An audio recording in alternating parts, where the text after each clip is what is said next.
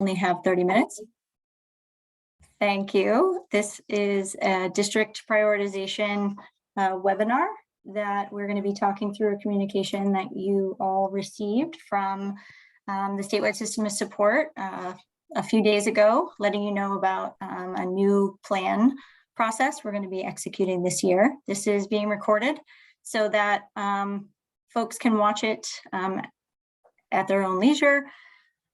For folks that are not able to be with us today, also, if you want to go back and take a look at some of the content that you had wanted to get more familiar with on your own time. So we will be also, if I could ask Andrea Condit or Becca Shore to please put the PowerPoint presentation, the PDF, in the chat, just because I'm sharing my screen and not everyone has to watch me share that. That would be helpful. So we will be sharing the slides. So you have access to them. We'll also put the slides and hopefully the video, if technology allows us, up on our statewide system of support website. But the slides will be here in the chat for you today. So I'm going to get us started.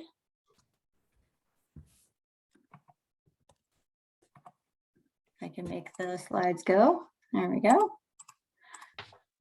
So this spring, we're in a time where it's usually a season of getting ready for the next school year.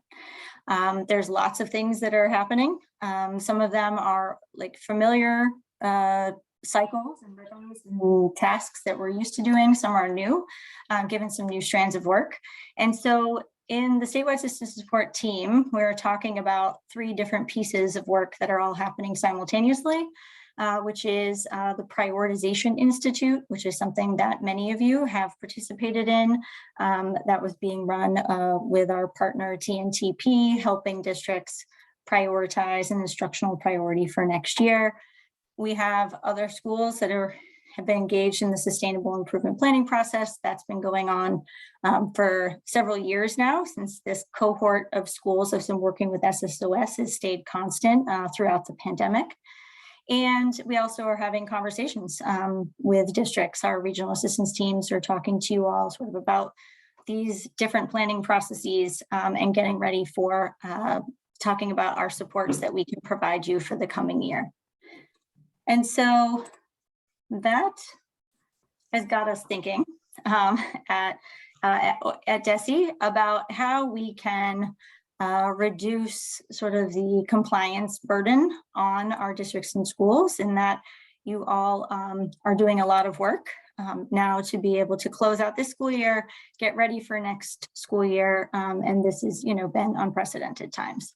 And so we wanted to be able to think about how we could come up with a way to sort of meet many different requirements or objectives in one streamlined process for you all.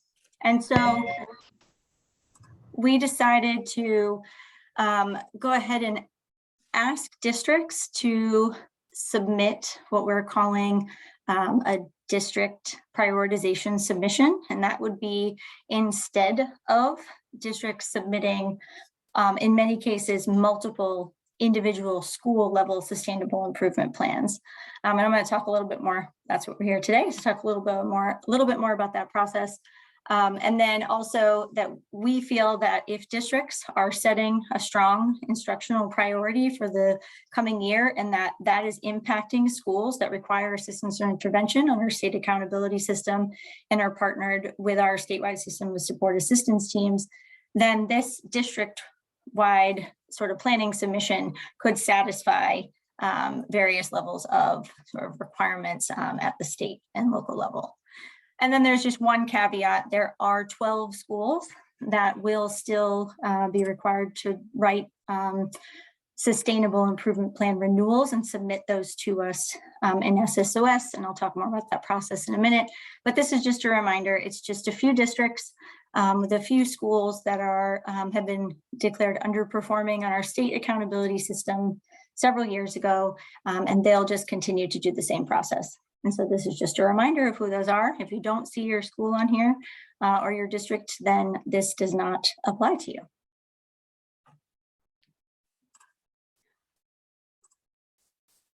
Sorry, I didn't realize these were animated. So this is an overview of the district prioritization submission components. And so this is all in the template and the guidance that went out to you all in an email from SSOS within the last week or so. And this is just an overview slide. I'm not going to go through it in great depth, but it lays out the different components that are in the sustainable improvement planning process. And the important thing to note here is that while these are the components that we are asking for, that we would like you to consider when thinking about an instructional priority for the coming year, we're not requiring that it be done on a specific template. We are really more concerned and want to be part of this and support the process that you go through in selecting a priority and really operationalizing it and working it through to a plan of action. And so these components, while they're important and we'd like them to be represented in any plan you submit, they do not have to be in a template. They can be in whatever planning documents that you traditionally use in your district. And we do have a planning template that is available for you that will go through this process. And the goal, again, is that this is a focused priority area, 1 or 2, and not a robust district-wide plan. This is really about just getting sharp and focused of what your instructional priorities are for your district and your schools, specifically also your schools that require assistance intervention. How are you going to be really narrowing in on your instructional priorities for next year? And so that's where we want you to go deep. We're not looking for a robust district-wide strategic plan in this process. And here are a few examples. Again, I'm not going to read them. You will have the slides. You can go back and take a look and absorb these in your own time. But we have offered you a few examples that were used as part of the TNTP Prioritization Institute that you can reference to be able to think about how these or something similar could be used as an instructional focus in your districts. And you'll notice that they are tightly aligned to two important components of work that we're focusing on in the statewide system of support and the Center for School and District Partnership around the implementation and adoption and implementation of high quality instructional materials and also grade appropriate instruction. And we also have a focus on sense of belonging. And so there's other areas where you can pick instructional, a priority and go deep on those for the coming year.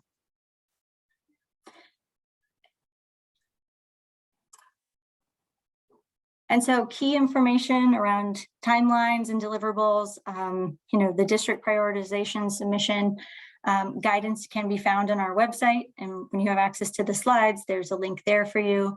Plans are due on August 19th to this email address. This is our standard SSOS email address. And it says by August 19th, because if you're ready to go sooner than August 19th, feel free to send it in to us and work with your regional assistance teams to be able to, to pick a deadline that works best for you. But we're encouraging folks to get that in by August 19th. Your regional assistance teams are ready to support you.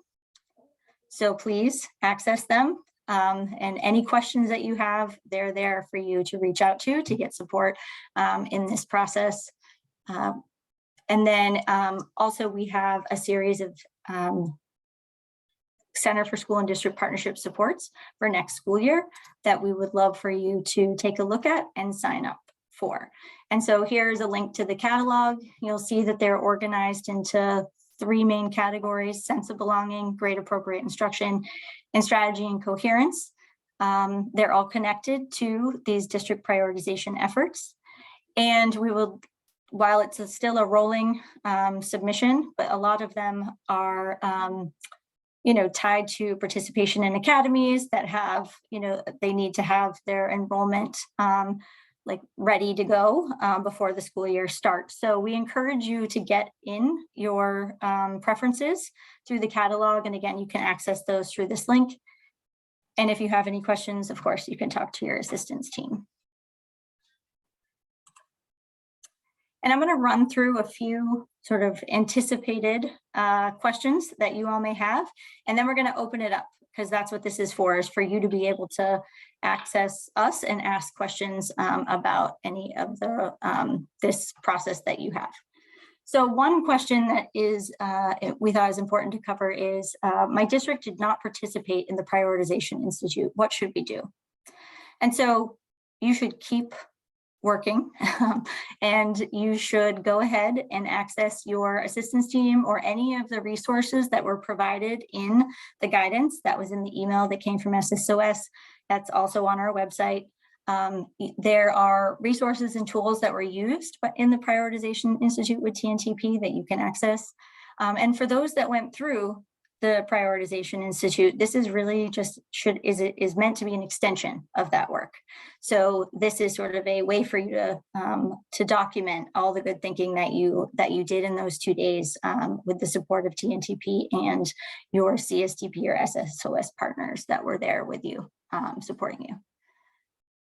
Another question is, we have schools still working on sustainable improvement plans. Should they continue? The answer to that is absolutely yes. It's just that SSOS will not be collecting them this year. It is our intention that we think sustainable improvement planning renewal is important. Your schools have been doing this for several years, and we think it's great for them to continue that great process. And we encourage you to support your schools in executing on that, and especially making sure that what they're working on in their sustainable improvement plans is connected to your district prioritization efforts, right? And so that's a lot of the work that our assistance teams are happy to support you with, as well as trying to get that connection and alignment between the different types of planning efforts, so that your district is really focused for next year on a specific 1 or 2 set of priorities. One should always be focused, at least one should be focused on the instruction. And how will accountability decisions in the fall of 2022 impact assistance from the statewide system of support? And so this is a question that is, something we haven't had to really think about in the last couple of years, because our accountability system has been in a bit of a hold over the course of the pandemic. And so now this coming year, there's several different communications coming from the commissioner's office and our accountability team around how we will execute on our accountability system, and what will be the same and what will be different in the fall of 2022. And we will be communicating with you all as much as possible about what that impact will be on your districts and schools in the fall. But we just want to say that, and this also applies to the funding piece, like we are going to do our best to prioritize assisting those that have been with us for the last several years. I think it's 3 or plus at this point. We're going to make sure that we still give you a level of assistance to continue your efforts from us. And so the last question that I'll tackle before I open up for broader questions from our district and school folks on the line. When will we find out about FY23 tag funds? That is something that we're still waiting for final appropriations from both the state budget and from our the federal U.S. Department of Ed. And we don't usually get that information finalized until the summer. And so then as soon as we know, we will be communicating with you what you can expect from us for funding to support your efforts in this space. And so one just piece of information that would be helpful for you to know is that we do anticipate, or you can expect, that we'll be asking in the tag process for you to show us how your funding is tied directly to supporting your district prioritization submission and any school improvement efforts that you have in your district. So we'll be asking you to make those direct connections, and also asking you to be able to say, hey, we're participating in these SSOS or CSDP supports, and here's how we want to use this assistance money to support us in that effort. And so we'll be looking for direct connections there. And then one other thing that I just wanted to say that I'm not sure I communicated well at the beginning, this district prioritization submission is something that is going to be submitted on August 19th, but will be a foundational resource for you and your assistance teams with SSOS to work on throughout the coming year. So it's not like you're submitting it and it's going to go through some formal compliance-oriented feedback process. That is not the case. It is going to come in. It will be something that we have that we can then use as a resource in our efforts in working and supporting your district in those instructional priorities and in those priorities that you set in the coming year. So I am going to stop sharing my screen and I can open it up for questions. Okay, there was a question that came up in the chat earlier. How do we report our progress from last year, or do we? A question came from a school. Yeah, so they're from the school level. That's great. So in the district submission process, there is a data analysis component, right? Analysis of strengths and challenges. And so it's really important. And you'll see in the guidance that it's asking districts to make sure that you are engaging your school leaders in your planning efforts. And so if there are, successes and challenges that you want to be represented in that submission at the school level, that's a conversation for you and your district partners to be able to have and see how best to represent it. But at the school level, I would just encourage you to continue to put in, into your sustainable improvement plans, again, which are still, there's still great processes to go through. It's still a great process to go through, and you should continue to be able to document and keep track of your progress, because those sustainable improvement plans they're not necessarily for DESE, they're for your constituents in your school communities. And so you should feel free to promote your strengths and successes in your renewals at the school level as well.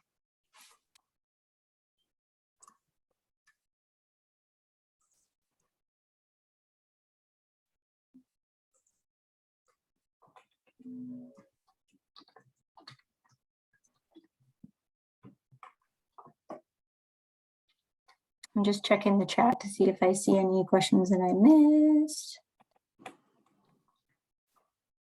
So far, that's the only one. All right. Please feel free to come off mute if you have additional questions. Now's the time to go ahead and ask. Hi, Tracy Curley from Fall River. We did participate in the Prioritization Institute, and so there was a relatively small group of us from the district who participated, and we feel like we landed in a great place in terms of our instructional priority. And then in looking through some of the materials that were online, we did realize in the last few days that there is an expectation that there is stakeholder feedback in terms of identifying the priority in the planning. And I feel like we are including a wider variety of people in the planning, but there wasn't a lot of stakeholder input in terms of identifying the priority. We did it over the course of the 2 days in the Institute. So I just wanted to visit that and just get a better idea of what the expectations are in terms of that stakeholder engagement. Yeah, that's a great question, and I will, I'll take it. And then if any others want to add, please, from the DESE team, please feel free to add as well. I think it's great that you all executed and got to that through that 2 days and came up with this is our instructional priority. And I think that in continuously engaging your stakeholders throughout the process is going to be really important. And, you may not be engaging them in a way now to say, is this the right priority? But you can definitely continue to get feedback on where you landed and be able to continue to gather input and stakeholder input into that process and as you're implementing it throughout the year.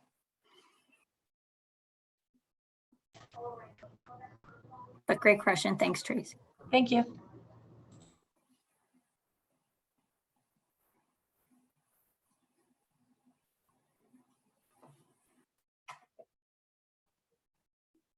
Any other questions?